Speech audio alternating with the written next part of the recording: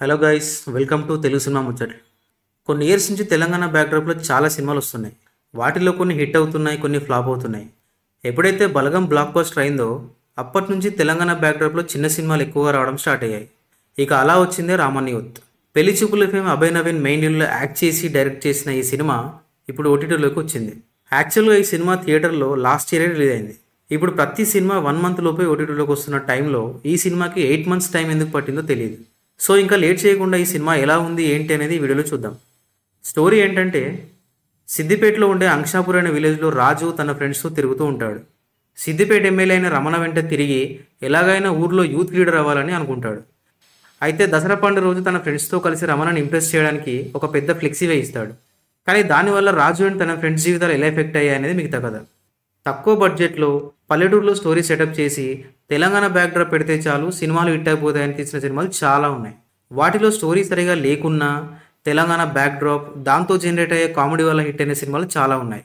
కానీ ప్రతిసారి అలానే జరుగుతుంది అనుకుంటే పప్పులో కాలేసినట్టే. ఇప్పుడు ఆడియన్స్ గుడ్డిగా ఏ సినిమా చూడట్లేదు. కామెడీతో పాటు స్ట్రాంగ్ స్టోరీ కూడా చాలా అవసరం. ఇక ఈ రామన్ యూత్లో అదే మిస్ అయింది. ఫస్ట్ హాఫ్ అంతా కీ క్యారెక్టర్స్ ఇంట్రడక్షన్, వాళ్ళ మధ్య జరిగే సీన్స్, తెలంగాణ డైలాగ్స్తో అలా వెళ్ళిపోతుంది. కామెడీ కూడా మరీ అంతేం లేదు కానీ టైంపాస్ అయిపోతుంది. ఇక ఫస్ట్ హాఫ్ అంతా ఫన్నీగా వెళ్తున్న సినిమా సెకండ్ హాఫ్ మొత్తం సీరియస్ టోన్లోకి మారిపోతుంది.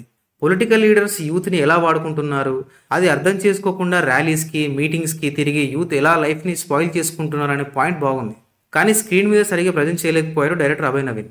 అయితే స్ట్రాంగ్ మెసేజ్ ఇవ్వాలనుకున్నప్పుడు స్ట్రాంగ్ డ్రామా కూడా ఉండాలి. అప్పుడే చూసే ఆడియన్స్ ఇన్వాల్వ్ అవుతారు. కానీ ఈ సినిమాలో చాలా సీన్స్ ఇమ్మెచ్యూర్గా ఉంటాయి. రాజు అండ్ అతని ఫ్రెండ్స్ రామన్నని ఎలాగైనా కలవాలి అని వెళ్ళడం, కలవడానికి చేసే ప్రయత్నాలు చాలా సిల్లీగా అనిపిస్తాయి.